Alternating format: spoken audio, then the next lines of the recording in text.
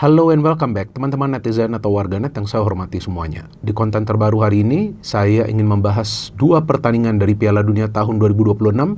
Yang pertama adalah pertandingan dari grup E antara Jerman melawan Curaçao yang berakhir untuk kemenangan Jerman dengan skor yang sangat amat telak. Dan skor pertama yang sangat amat telak di Piala Dunia tahun ini yaitu 7-1. Dan pertandingan kedua dari grup F antara Belanda melawan Jepang yang berakhir dengan hasil imbang 2-2 setelah Jepang tertinggal 2 kali. Artinya sejauh ini tim-tim yang merupakan wakil dari kawasan Asia mampu menunjukkan performa terbaik mereka di pertandingan perdana mereka di Piala Dunia tahun ini. Dimulai dari kemenangan Korea Selatan atas Republik Czeska, kemudian hasil imbang Qatar melawan Swiss, dan juga hasil kemenangan Australia dengan skor 2-0 melawan Turki. Maka itu menarik, nanti kita tunggu pertandingan dari wakil Asia lainnya, yaitu Iran, Arab Saudi, dan juga Irak. Dan memang sejauh ini teman-teman, kalau menurut hemat saya, baru satu kejutan yang terjadi di Piala Dunia tahun ini, yaitu kemenangan Australia melawan Turki. Tapi feeling saya mungkin dalam 1 atau 2 hari ke depan akan ada kejutan besar. Dari pertandingan mana? Nanti akan saya jelaskan kepada teman-teman. Tapi pertama-tama tentu saya ingin membahas pertandingan antara Jerman melawan Curaçao. Yang kita tahu bahwa Curaçao untuk pertama kalinya lolos ke Piala Dunia. Dan jika saya tidak salah, jika saya tidak salah dan jika saya salah, silakan teman-teman bisa koreksi, bahwa populasi dari Curaçao itu hanya 156.000 loh. Populasi yang sangat rendah. Tapi mereka bisa mendapatkan banyak pemain profesional dan juga bisa lolos ke Piala Dunia. Kenapa? Karena sebagian besar para pemain mereka itu dibina dan juga bermain di Belanda. Maka itu pelatihnya saja asal Belanda, Dick Advocaat, yang merupakan pelatih tertua di Piala Dunia tahun ini. Jadi, ya Curaçao ini memang kalau kita lihat di atas kertas bukanlah tim yang kuat. Tapi sebetulnya punya potensi juga untuk membuat kejutan. Namun karena para pemain mereka itu minim pengalaman bermain di level tertinggi, bukan saja seperti di event seperti Piala Dunia, tapi juga di level klub seperti di Piala Champions, ya tentu faktor mental sangat mempengaruhi performa mereka. Meskipun mereka sempat menyamakan kedudukan. Kan hal ini bertolak belakang dengan Jerman yang kita tahu adalah salah satu powerhouse atau juga salah satu tim terkuat dari kawasan Eropa yang kita tahu adalah langganan Piala Dunia, bahkan sudah beberapa kali menjadi juara dari Piala Dunia. Dan Jerman di Piala Dunia kali ini datang dengan harapan mereka bisa minimal lolos ke babak semifinal setelah di Piala Dunia lalu gagal total. Pelatih mereka adalah salah satu pelatih termuda yang pernah melatih tim nasional Jerman, yaitu Julian Nagelsmann, yang kita tahu percaya dengan sepak bola menyerang dan percaya bahwa cara bertahan yang baik adalah dengan menyerang. Karena Jerman di bawah Nagelsmann adalah tim yang sangat produktif. Meskipun Jerman itu mirip seperti Belanda ya, karena mereka tidak punya striker killer, tapi mereka bisa mencetak 7 gol. Kalau kita nonton jalannya pertandingan, mungkin kita akan mengira oke lah kalau Jerman menang itu 2 atau 3-0. Tapi bisa menang dengan skor 7-1 itu tidak mudah loh teman-teman. Apalagi Curaçao sempat menyamakan kedudukan. Dan memang dari awal kan, jika teman-teman nonton konten saya kemarin yang saya buat tentang review dari pertandingan Brazil dan Australia, kan saya mengatakan bahwa feeling saya Belanda akan menang dan Jerman akan menang. Tapi ternyata Belanda hampir menang dan mereka bermain imbang, tapi Jerman akan menang. Namun saya sungguh tidak pernah menduga bahwa Jerman itu bisa menang dengan mencetak 7 gol. Ya memang Nagelsmann ini pelatih yang percaya attacking football, tapi kan menang dengan mencetak 7 gol di pertandingan pembuka itu adalah sesuatu yang istimewa. Meskipun tidak menjamin juga kemudian Jerman akan menjadi juara, kan enggak. Lawannya juga salah satu tim terlemah di Piala Dunia tahun ini. Tapi cara mereka menyerang, cara mereka bertahan, cara mereka mencetak gol, itu ada sistem. Yang pertama tadi saya katakan high line of pressing itu betul, tapi interchange passing dengan para pemain mereka yang selalu bergerak untuk mencari ruang.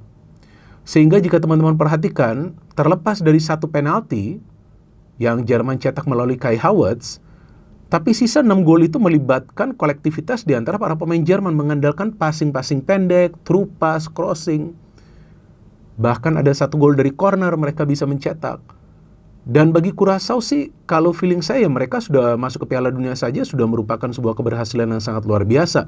Maka itu ketika mereka bisa mencetak gol, apalagi menyamakan kedudukan, euforianya kan sangat luar biasa. Dan stadion keisi penuh loh, padahal lawannya Curaçao. Kan Jerman sih banyak fansnya. Ya artinya fans Curaçao juga banyak yang datang ke Piala Dunia kali ini untuk mendukung tim nasional mereka. Jadi memang ketika Curaçao nothing to lose, ya tentu lini pertahanan mereka akan sedikit terbuka meskipun mereka juga bermain dengan disiplin. Cuma para pemain Jerman ini kan ya karena memang kekuatan mereka adalah dari segi passing, pressure dan juga positioning, ya pergerakan para pemain mereka itu fleksibel. Pemain seperti Wirtz yang kita melihat leluasa untuk bisa mendominasi lini tengah dari jalannya pertandingan itu menjadi salah satu key player di pertandingan yang menyajikan sepak bola terbuka, karena ternyata Curaçao juga menyerang. Nah, dan saya melihat dari starting lineup ini kan pemain-pemain yang sudah berpengalaman, Kimmich, terus Schlotterbeck, kemudian ada Neuer yang masih dipercaya sebagai penjaga gawang nomor 1, kemudian yang mencetak gol indah, gol pertama Nimecha juga masih dimainkan, ada juga Pavlovic, dan kita tahu Sané, Musiala, Wirtz, ini otaknya dari Jerman. Kalau Kai Havertz ini kan pergerakannya mobile, dan Kai Havertz kan sebetulnya kan bukan striker, tapi sejak dia bermain bagi Arsenal, dia ditempatkan sebagai striker, dan dia bisa mencetak banyak gol juga di Arsenal. Jadi saya melihat dari 7 gol ini, kalau bagi saya itu gol yang indah itu yang gol Havertz yang terakhir, yang dia mengangkat bola itu cakep banget. Ketika dia mendapatkan through pass dari Undaf, itu gol yang cakep. Dan Havertz, kita lihat, dia bisa mencetak gol untuk bisa membawa timnya unggul lebih jauh ya, dengan skor 3-1, dan dia adalah man of the match kan. Kemudian dia juga bisa mencetak gol penutup. Jadi saya pikir selain juga 3 pemain di tengah itu bagi Jerman yang key player, Havertz ini yang harus konsisten dalam urusan mencetak gol kalau Jerman mau melaju minimal sampai babak semifinal. Jadi saya pikir first match dari Jerman ini menunjukkan bahwa mereka sangat serius walaupun melawan salah satu tim terlemah di grup mereka dan juga tentunya di Piala Dunia, bahwa mereka datang ke Piala Dunia kali ini untuk bisa sukses menjadi juara. Tapi kalau menurut saya mereka minimal pertama harus fokus bagaimana caranya lolos dari fase grup dan lolos ke semifinal itu. Karena Jerman rata-rata ya, jika teman-teman perhatikan, kalau sudah lolos ke semifinal kemungkinan besar akan lolos ke final dan juga sering menjadi juara. Dan sekarang pertandingan kedua yang akan saya bahas yaitu antara Belanda melawan Jepang, yang dari awal feeling saya Belanda akan menang. Bukan artinya saya meremehkan Jepang, enggak. Feeling saya Belanda tuh kemungkinan akan menang karena mereka punya kekuatan di lini tengah mereka untuk bisa mengontrol ritme permainan. Artinya mereka akan memancing para pemain Jepang keluar, main counter-counter yang cepat. Tapi saya melihat justru Jepang nggak mau main bertahan di pertandingan ini. Jepang juga berani keluar menyerang teman-teman. Dan walaupun secara statistik memang Belanda unggul dari segi ball possession, kalau nggak salah sampai 60% tuh ball possession mereka. Tapi dari segi peluang juga Jepang bisa menciptakan banyak peluang meskipun nggak semuanya on target atau yang berbahaya, karena defensive line dari Belanda ini kuat. Dan Belanda memang nggak ada pemain bintang, tapi pemain-pemainnya top-top semua loh. Kita lihat Verboegen, ya kipernya Dumfries yang sekarang sudah gabung ke Real Madrid, Van Hecke, kemudian Van Dijk yang mencetak gol, kemudian ada juga Van de Ven, ini pemain-pemain bagus, De Jong, Reinders, kemudian Gravenberch, Summerville yang mencetak gol, Malen dan juga Gakpo. Ini tentu kalau kita bandingkan apple to apple dengan para pemain Jepang ya tentu mereka kalah. Tapi sistem dari Jepang ini luar biasa, memainkan formasi 3 center back, Moriyasu ya, kalau pelatih dari Belanda kan Koeman. 3-4-3, di mana kekuatan dari Jepang? Kekuatan dari Jepang itu adalah dalam transisi, karena mereka bermain dengan middle block, bertahan di tengah, kemudian dapat bola transisi dengan cepat. Di mana kita lihat ada Kubo, ada Maeda, dan juga ada satu lagi pemainnya Ueda. Ini 3 pemain sangat cepat bergerak dengan Doan dan Nakamura, jadi lebih banyak pergerakan dari wing. Memang Belanda yang lebih banyak menciptakan peluang di babak pertama, tapi sayang mereka tidak bisa mencetak gol, peluang yang berbahaya. Tapi Jepang beberapa kali juga bisa membuka pertahanan dari Belanda, cuman memang defense dari Belanda ini sangat solid. Saya melihat Van Hecke, Van Dijk, dan juga Van de Ven ya, ini 3 pemain yang lebih banyak berada di belakang ini sangat rapat posisinya. Tapi kemudian Belanda bisa mencetak gol, ini juga saya pikir gol yang indah dari Van Dijk di babak kedua. Saya kira kemungkinan kalau akan ada tim yang menang nih 1-0, tapi ternyata ada 4 gol. Di babak kedua Van Dijk memanfaatkan umpan dari Gravenberch, dia melompat paling tinggi bisa mencetak gol. Dan saya masih feeling nih Jepang masih bisa menyamakan kedudukan. Karena juga golnya kan di menit ke-51 dan betul kan Nakamura mencetak gol-gol yang bagus ini Nakamura. Dan memang sebelumnya Jepang kan sulit ya untuk bisa menciptakan peluang berbahaya karena mereka mungkin terlalu fokus bagaimana menciptakan peluang dari dalam kotak penalti. Tapi kali ini Nakamura sedikit saja mungkin dia masuk dalam kotak penalti, dia langsung syuting. Ini bagus karena lihat begitu banyak pemain Belanda. Dan Summerville bisa mencetak gol yang saya lihat ini adalah gol lebih bersifat individu ya, tapi bagus, visi dia baik. Gravenberch juga ini kayaknya yang kasih dia umpan. Sudah 2-1, saya pikir ini udah game over. Ini artinya prediksi saya benar lagi. Tapi ternyata Kamada bisa mencetak gol memanfaatkan corner walaupun terkena salah satu pemain dari Belanda dan bisa menyamakan kedudukan 2-2. Saya pikir dengan hasil imbang ini, maka kemungkinan besar Jepang itu akan lolos dari fase grup meskipun ada satu lagi tim kuat yang harus mereka hadapi, Swedia. Kenapa? Karena di pertandingan ini para pemain Jepang menunjukkan bahwa mereka pantang menyerah dan mentality, bos. Mentality dari para pemain Jepang ini sangat kuat, terbukti mereka tertinggal 2 kali tapi mereka fokus bagaimana caranya mereka bisa main dengan sistem mereka dengan main transisi cepat dan juga penyerangan dari sayap untuk menyamakan kedudukan dan mereka lakukan itu 2 kali teman-teman. Bagi Belanda, salahnya ketika mereka sudah unggul dengan skor 2-1 mereka bermain lebih defensif. Saya gak paham kenapa Koeman memilih untuk merubah strategi lebih defensif setelah mereka keluar lebih menyerang.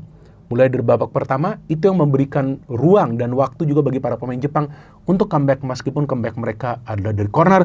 Jadi kita tunggu saja teman-teman pertandingan lainnya dari Piala Dunia. Tadi saya mengatakan feeling saya akan ada kejutan di 1-2 hari ini. Dan feeling saya kejutan itu bisa terjadi, oke, kemungkinan, jadi bukan pasti, di pertandingan Saudi melawan Uruguay. Bukan tidak mungkin Saudi nanti bisa menang melawan Uruguay, atau juga pertandingan selanjutnya ketika nanti Prancis berhadapan dengan Senegal. Karena Senegal menurut saya tim yang kuat.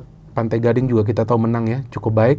Nah, atau juga bisa nanti Saudi Arabia. Oke, kita tunggu teman-teman pertandingan-pertandingan lainnya di Piala Dunia yang menurut saya sejauh ini banyak sekali pertandingan menarik. Walaupun terlalu banyak pertandingan, tapi saya menikmati sejauh ini jalannya Piala Dunia tahun 2026.